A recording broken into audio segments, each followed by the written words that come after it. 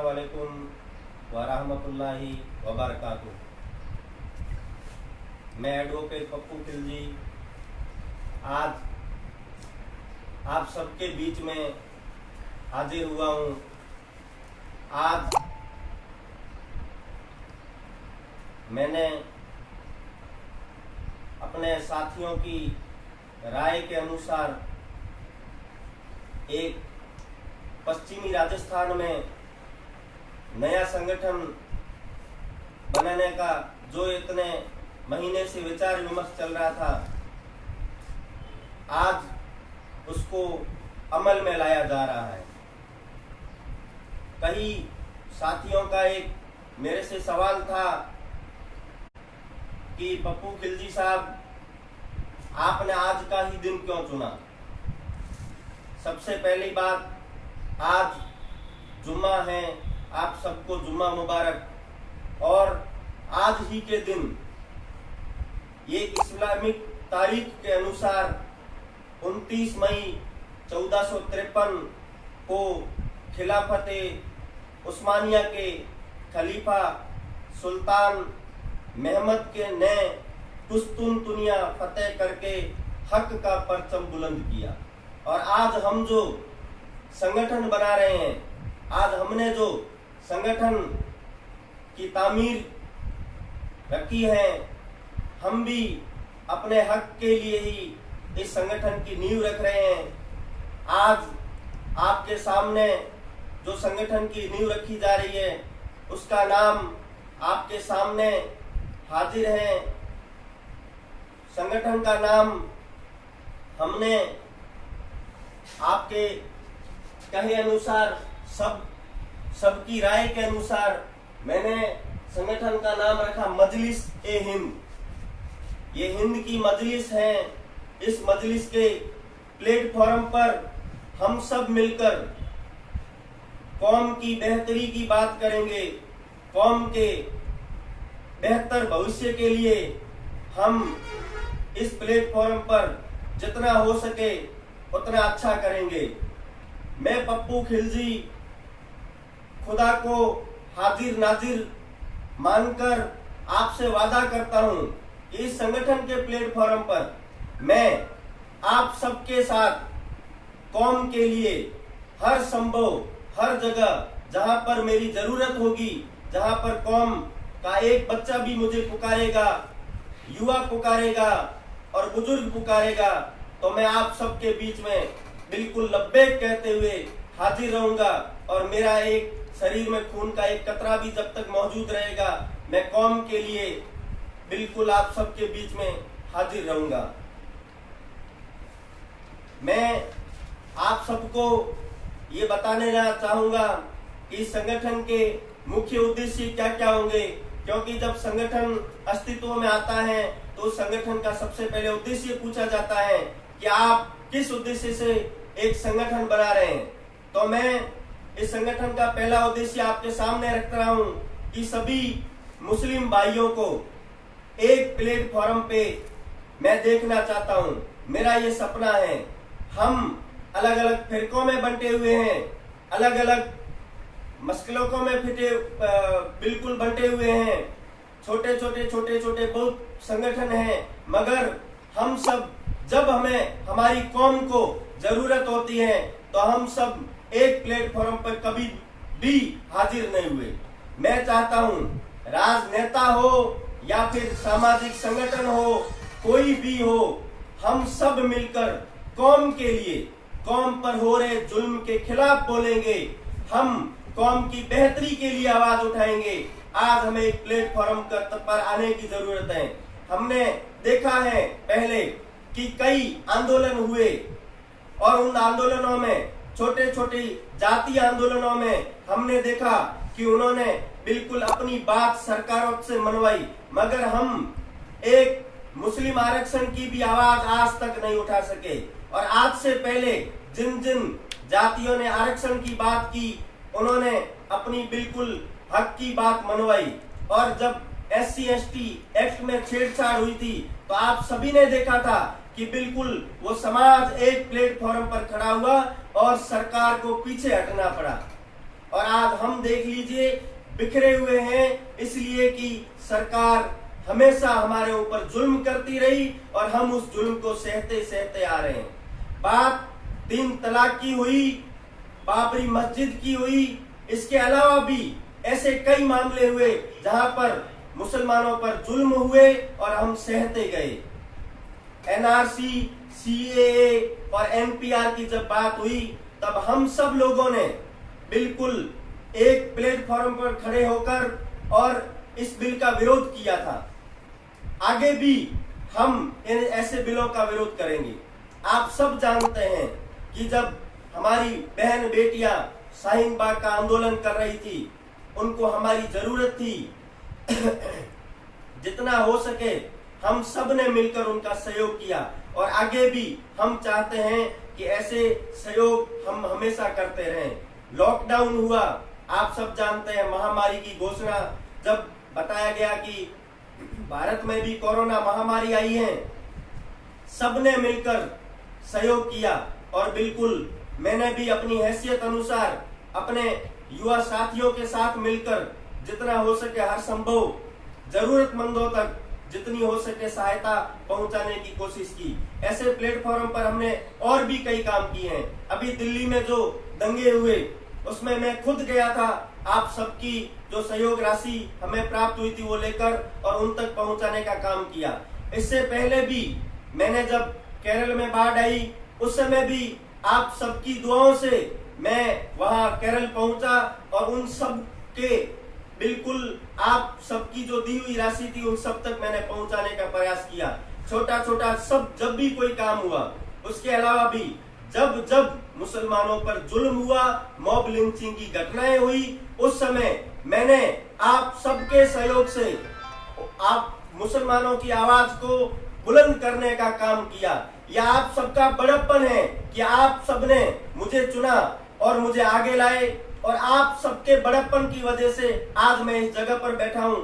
आप सभी की दुआओं से आप सबने मुझे अपना समझा और मैं आप सबके सहयोग से ही इस प्लेटफॉर्म पर पहुंचा हूं। मैं संगठन के उद्देश्यों के बारे में आप सबके सामने कुछ बातें बताना चाहूंगा कि हमारे संगठन के उद्देश्य क्या है। पहला, संगठन का हमारा यही उद्देश्य है कि सभी मुस्लिमों को एक होना पड़ेगा, सभी को एक प्लेटफॉर्म पे लाना। हर घर से एक सदस्य को हम मजलिस ए हिंद में आप सबसे मांग करते हैं कि आपके हर घर का एक सदस्य मजलिस ए हिंद का हिस्सा होना चाहिए। हम मजलिस ए हिंद के प्लेटफॉर्म से बिल्कुल मुस्लिम समाज की बेहतरी की हमेशा कोशिश करेंगे। हमें भले ही राजनेता हो, भले सामाजिक मंच हो, हम सबको जब कौम को जरूरत पड़े तो हम सबको एक प्लेटफॉर्म पे आना है। दूसरा, कौम में किसी पर अगर जुल्म होता है, बेवजह किसी मुस्लिम भाई को परेशान किया जाता है, जैसे कि मैं कई बार देखता हूँ, छोटी छोटी ऐसी कई घटनाएं होती हैं और बड़ी घटनाओं का रूप लेती है। मॉब लिंचिंग की घटनाएं होती है और मुस्लिम भाइयों को मौत के घाट उतार दिया जाता है। छोटी 4 दिन गम होता है, देश के अंदर आंदोलन होते हैं, मगर हम सब 4 दिन के बाद में भूल जाते हैं, उसके परिवार को भूल जाते हैं कि उसके परिवार पे आज की तारीख में क्या बीत रही है, उसके बच्चों पर आज की तारीख में क्या बीत रही है। तो मैं आपको बताना चाहूंगा कि मजलिस ए हिंद ऐसे परिवारों को गोद लेगा, ऐसे परिवारों के लिए जितना हो सके हर संभव मदद करने की हम कोशिश करेंगे। और जिनको प्रताड़ित किया जा रहा है उनके लिए मैं पप्पू खिलजी ये वादा करता हूं कि मुझ तक आप आवाज पहुंचा दीजिएगा। मैं आपकी एक आवाज पर लब्बैक कहते हुए, भले 1000 किलोमीटर हो, भले 500 किलोमीटर हो, भले 100 किलोमीटर हो, रात देखूंगा ना दिन देखूंगा, पैरों में चंपल या जूती नहीं पहनूंगा, सबसे पहले आपके बीच में हाजिर होने की कोशिश करूंगा। और जिन मुस्लिम भाइयों को सरकारी योजनाओं का लाभ नहीं मिलता है, बिल्कुल हमारे तक आप अपनी बात पहुंचाइए। हम सरकार की आंख में आंख डालकर बात करेंगे और आपकी बात को पहुंचाएंगे और आपको अपना हक दिलवाने की पूरी कोशिश करेंगे। मुस्लिम आरक्षण की पुरजोर आवाज उठाएगा मजलिस ए हिंद संगठन। मेरी दिली तमन्ना रही है कि हमेशा की मुस्लिम आरक्षण जातीय आधार पर एजुकेशन के आधार पर हमें बिल्कुल मिले। महाराष्ट्र सरकार ने मुस्लिमों को आरक्षण दिया है, उसी तर्ज पर राजस्थान में भी मुस्लिमों को आरक्षण मिले और हर राज्य के अंदर, पूरे देश भर के अंदर ये मुहिम चलाऊंगा। आप सभी का मुझे सहयोग चाहिए। आप मुझे ताकत दो, इंशाअल्लाह मैं आपको ताकतवर बनाऊंगा।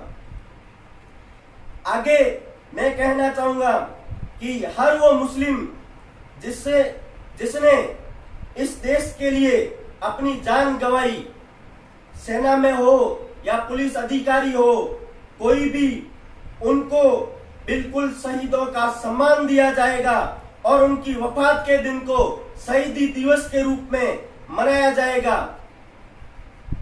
मुस्लिम एजुकेशन की बात हो, दीनी और दुनियावी तालीम, दीनी तालीम हमारा फर्ज है और दुनियावी तालीम हमारी जरूरत है।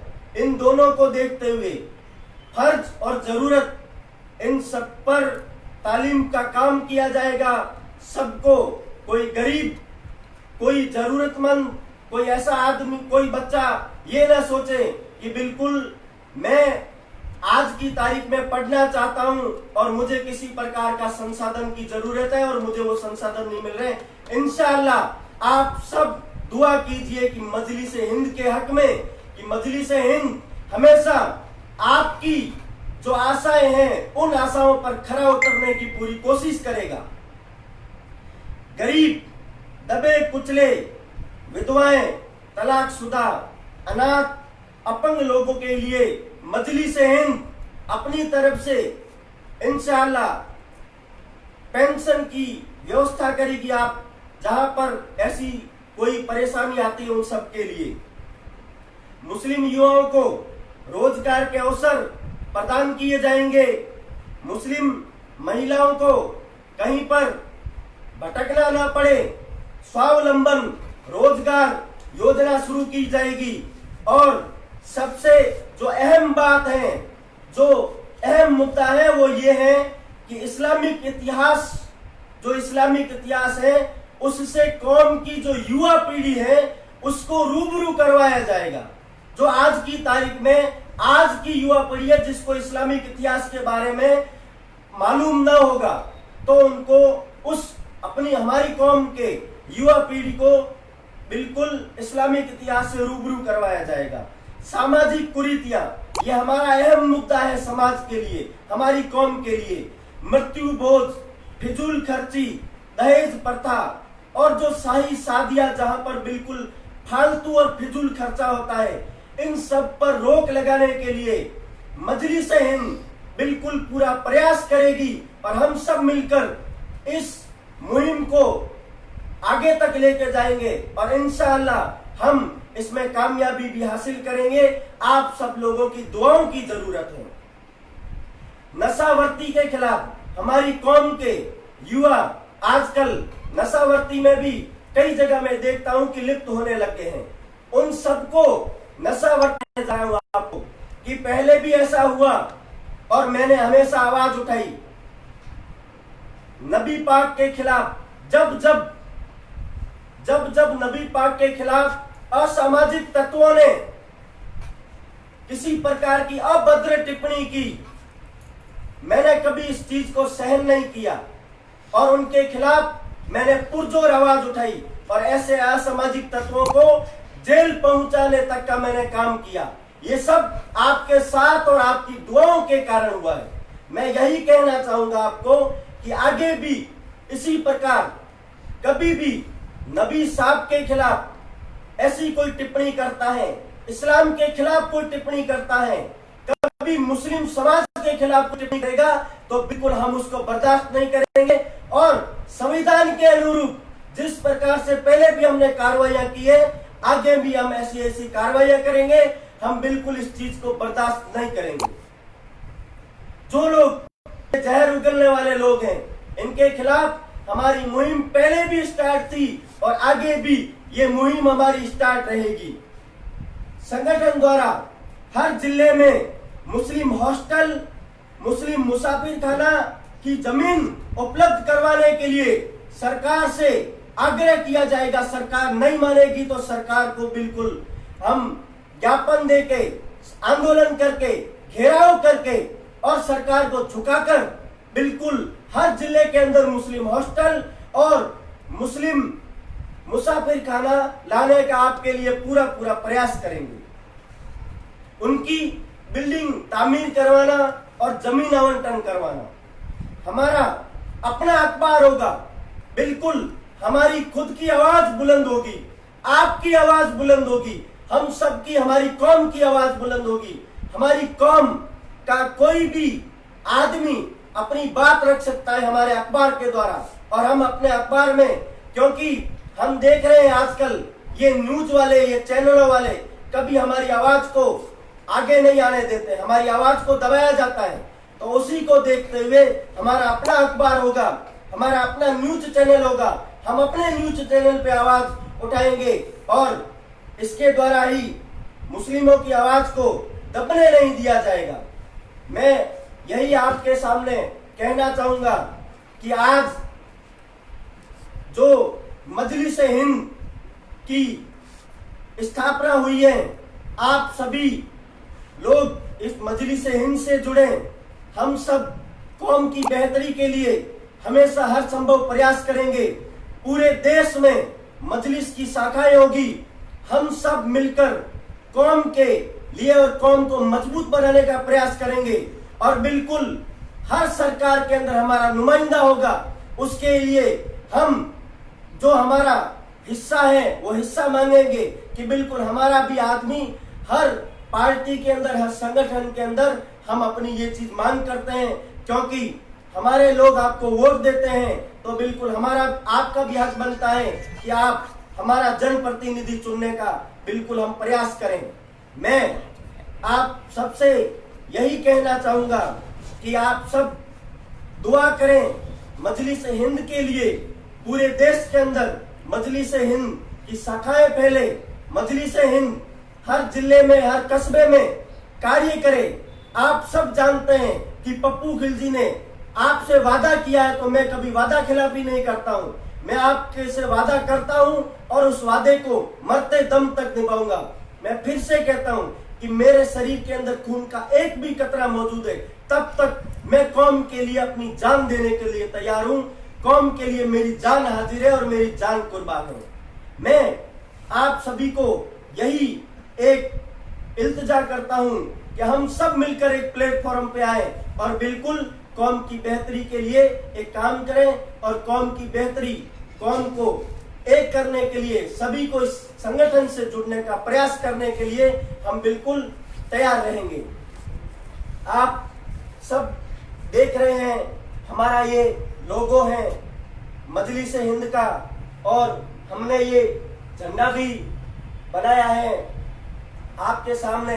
ये मजलिस हिंद का झंडा होगा हमारा। इस झंडे, इस बैनर के तले हम बिल्कुल मजलिस हिंद को मजबूत करेंगे और हमेशा आपने सहयोग दिया है, आशा के अनुरूप आप आगे भी मुझे इसी प्रकार सहयोग देंगे और इस सहयोग की मैं अपेक्षा भी करता हूं। बहुत बहुत शुक्रिया, बहुत बहुत धन्यवाद। अल्लाह हाफिज।